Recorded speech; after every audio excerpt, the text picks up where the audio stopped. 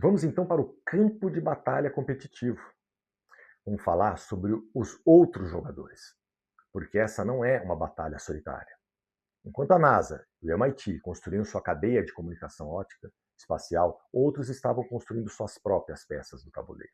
A SpaceX lançou a segunda geração do Starlink, ou V2, com links ópticos intersatélite. Lasers conectando satélites diretamente no espaço, sem passar pela Terra. Dados viajando de satélite para satélite à velocidade da luz. É a espinha dorsal de uma internet espacial. E tem patentes ativas de tecnologia laser que a SpaceX não divulga completamente. As pessoas olham para o Musk hoje, o homem mais rico do mundo, e ele está olhando 10 anos para frente e construindo uma estrada impensável para o futuro, até mesmo para os institutos e laboratórios mais avançados do mundo. Tudo que Elon Musk colhe dos frutos de hoje, que o torna o homem mais rico da história, foi plantado e registrado 10, 20 anos atrás. A Amazon, com o Project Kuiper, está depositando patentes agressivamente em terminais ópticos intersatélite desde 2023. Kuiper não é só concorrente do Starlink. É uma corrida pelo controle de um território de IP que ainda tem espaço, mas está sendo ocupado rapidamente. A Mynaric, empresa alemã, fabrica terminais de comunicação laser para constelações de satélite. Tem portfólio ativo de patentes. É fornecedor e, ao mesmo tempo, competidor em potencial. É aquela história. Eu forneço, eu permito, eu licencio, mas esse capital limpo gerado, um capital que não depende mais de produtos à venda, não depende mais de logística, é intelectualidade pura sendo vendida. Esse capital entra limpo na empresa e a empresa lucra muito com isso e reinveste nessa sua blindagem futura. A TSAT, também alemã, tem contrato com a ESA para terminais ópticos em satélites europeus, portfólio construído ao longo de décadas. Quando você soma tudo isso, o que você vê é um território tecnológico que está sendo cercado, patente por patente. O homem ainda nem conquistou o céu. O homem ainda nem está dominando, não está morando na Lua, não está habitando em Marte. O homem não está fazendo viagens para fora da órbita. O homem praticamente não põe o pé para cima, para mais de 10 metros acima do solo, e mesmo assim tudo que está acima, tudo que está a ser conquistado, tudo que futuramente vai ser, pode ser, tem a chance de ser invadido, já está patenteado, já tem gente travando, já tem gente visualizando, construindo, identificando as possibilidades, registrando materiais, patente por patente, empresa por empresa, nação por nação. E as janelas para entrar nesse território estão se fechando. Mas tem um jogador que eu deixei propositalmente por último, para que você... Porque esse jogador, ele não está apenas competindo nesse território. Esse jogador está construindo o próximo nível de comunicação. Um nível acima do O2O. Um nível que vai tornar o O2O obsoleto. E esse jogador é a China. Mas antes de chegar lá, antes de te mostrar o que a China está fazendo e por que isso é a maior ameaça tecnológica do século, eu preciso voltar com você um pouquinho ao mindset preditivo. Porque aqui ele aparece com ainda mais força. Eu quero te dar um exemplo concreto. Em 2007, o MIT Lincoln Laboratory começa a desenvolver receptores de contagem de fótons para a comunicação espacial. Em 2007, o iPhone tinha sido lançado há 6 meses. Ninguém falava em Artemis. A Lua era um destino esquecido. Os engenheiros do MIT não sabiam se essa tecnologia seria usada numa missão lunar, marciana, num satélite geoestacionário ou numa aplicação completamente diferente que ainda nem existia. O alvo era móvel. E eles depositaram assim mesmo, investiram assim mesmo. Porque o mindset preditivo não exige que você saiba exatamente como vai usar o anel. Ele exige apenas que você reconheça que tem poder. E que você o carregue, o proteja e o fortaleça na jornada. Pensa no que aconteceu com a Apple e com os modems da Intel. Em 2019, a Apple comprou a divisão de modems da Intel por US$ 1 bilhão e analistas criticaram essa ação. Eu já comentei disso no vídeo aqui, porque gastaram 1 bilhão numa divisão deficitária. No plano físico, resultados, receita, lucratividade, fazia pouco sentido, até para um mindset mais otimista. No plano das patentes, no plano preditivo, fazia todo sentido, porque aquela divisão tinha 17 mil patentes. E muitas delas cobriam protocolos de comunicação sem fio, que seriam fundamentais nos próximos 20 anos. 5G, 6G, IoT, veículos conectados, cidades inteligentes. 7 anos depois, o iPhone tem um modem C1X completamente proprietário, sem royalties para a Qualcomm. Esse é o mindset. Esse é o mindset de quem está nesse canal. Com uma economia potencial de bilhões por ano, o anel revela o seu poder no tempo certo.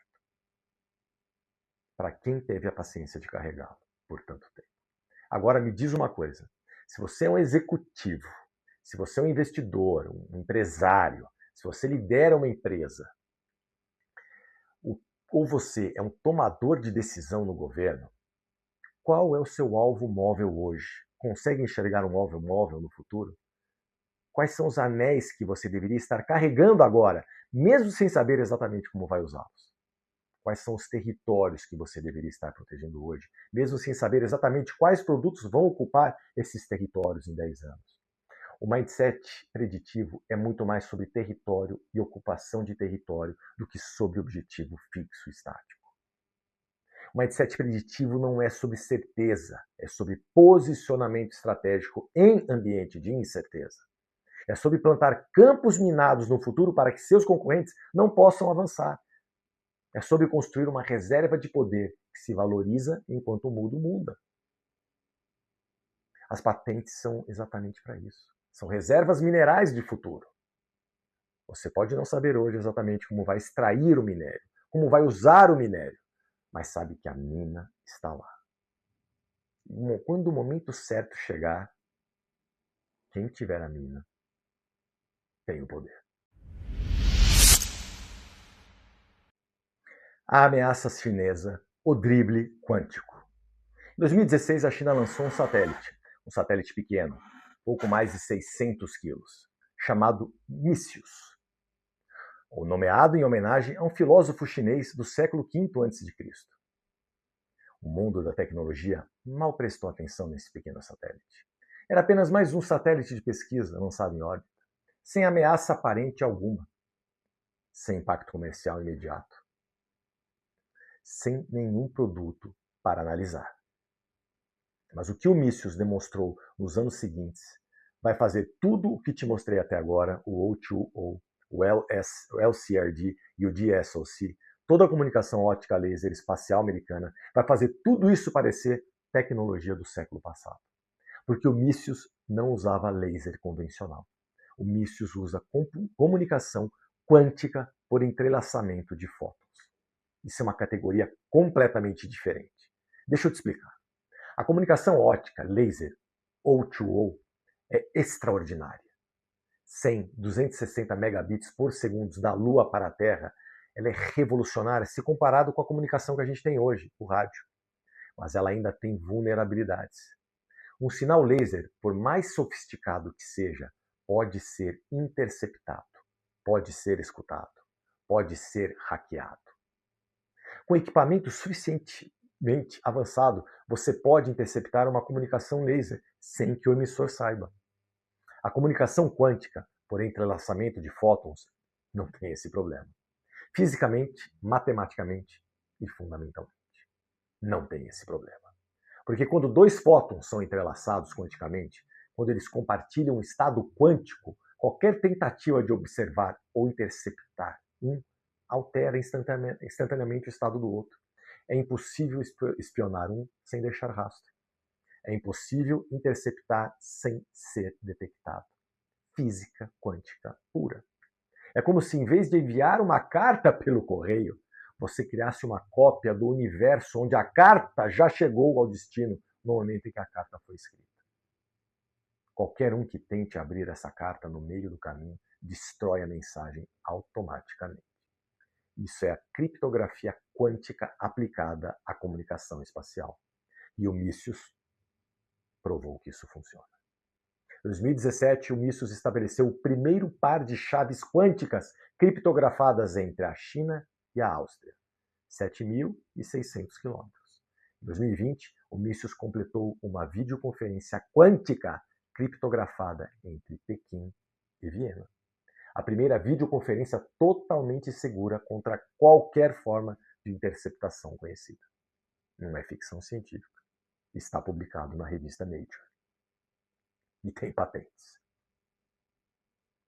Patentes depositadas pela Academia Chinesa de Ciências, pelo CSSC, China Aerospace Science and Technology Corporation, pelo CETC, crescimento de 340% no volume de patentes chinesas na óptica entre 2018 e 2024. Isso demonstra, já falei em vídeos anteriores, quando alguém de algum setor demonstra que está depositando um número gigantesco de patentes no mesmo setor, é porque ele está olhando para o futuro, ele já enxergou ali que aquele setor, no futuro, vai gerar algo que ninguém ainda sabe, mas que vai ser fundamental para a humanidade. 340% em 6 anos. É muita coisa. Enquanto o mundo ocidental debatia se a Huawei era ou não uma ameaça de segurança, a China estava patenteando um nível acima. Não estava competindo na mesma corrida, estava mudando as regras do jogo. E agora vem a parte que tira o sono. A comunicação quântica não é apenas mais segura que a comunicação a laser convencional. Ela é potencialmente muito, mas muito mais rápida e muito mais eficiente. Porque o entrelaçamento quântico opera em princípios físicos que não existem na comunicação clássica. Quando os cientistas chineses falam em potencial de 100 vezes mais rápido que o O2O, pelo menos, estamos falando de um sistema que poderia transmitir dados da Lua para a Terra não a 260 megabits por segundo, mas a dezenas de gigabits por segundo, da Lua para a Terra, em tempo real. E isso tem implicações que vão muito além do espaço.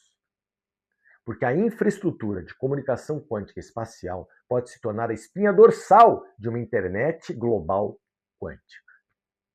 Uma internet que nenhum governo, nenhuma agência de inteligência, nenhum hacker do mundo consegue interceptar. Isso é poder. Isso é poder demais sendo depositado no futuro. Uma internet verdadeiramente segura. E quem controlar essa internet, quem detiver as patentes dessa infraestrutura, controla a comunicação do planeta. Agora me diz, quando o mundo ocidental vai acordar para isso? Quando os investidores vão parar de olhar para o resultado trimestral da NVIDIA e começar a ler o banco de patentes do CSAC? Quando os governos vão entender que a soberania tecnológica do século XXI não se mede em mísseis, não se mede em PIB, não se mede em unicórnios, se mede em patentes. Se mede em portfólio de propriedade intelectual estratégico. Decorem isso. Portfólio de propriedade intelectual estratégico. Guardem isso. Essa é a moeda mais valiosa do futuro. Se mede na capacidade de plantar campos minados para que os seus concorrentes, os seus adversários geopolíticos não possam avançar sem pagar pedágio ou sem explodir.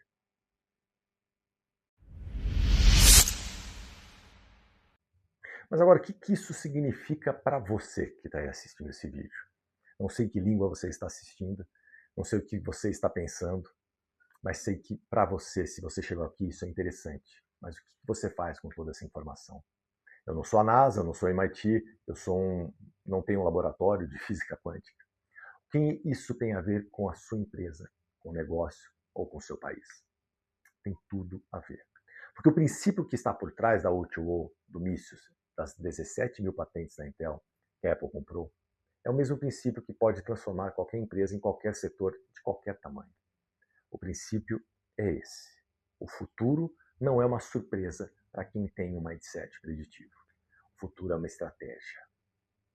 Deixa eu te dar uma imagem. Apenas uma imagem.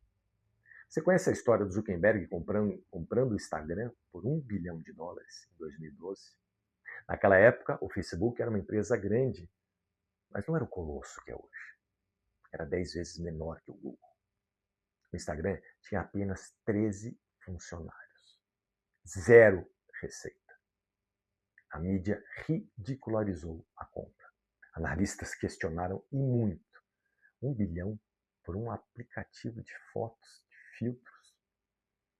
A pergunta do mindset de crescimento era: Vale 1 bilhão um aplicativo com 13 funcionários sem receita? A pergunta do preditivo era completamente diferente. O que o Instagram representa para o futuro do comportamento humano em redes sociais e o que o controle desse comportamento vale quando a monetização for resolvida. Zuckerberg não comprou 13 funcionários em um aplicativo, ele comprou o comportamento de compartilhamento visual de uma geração. Comprou o hábito. E o hábito em escala não tem preço. Ele dominou o território. 2 anos depois, por 19 bilhões de dólares, compra o WhatsApp. Quando o Facebook ainda nem era metade do que é hoje. Novamente, passa por problemas, ridicularização, queda de ações. Hoje o Instagram e o WhatsApp valem juntos quase metade do Meta. Se é que não vale mais do que metade do Meta. Ou seja, cerca de 1 trilhão de dólares. Um investimento que rendeu 1000 vezes mais, ou 500 vezes mais. O mindset que conseguia viver no futuro e usar o presente como ferramenta, é assim isso que a gente tem que desenvolver. É exatamente isso que eu venho desenvolvendo há anos. É exatamente isso que você precisa entrar no vocabulário. Isso está no seu vocabulário. Todo investidor, todo tomador de decisão. Não é otimismo. Não é. O mindset preditivo, ele não é você tirar os olhos do presente. É você entender que o futuro é incerto. E você construir uma estrada para um futuro incerto.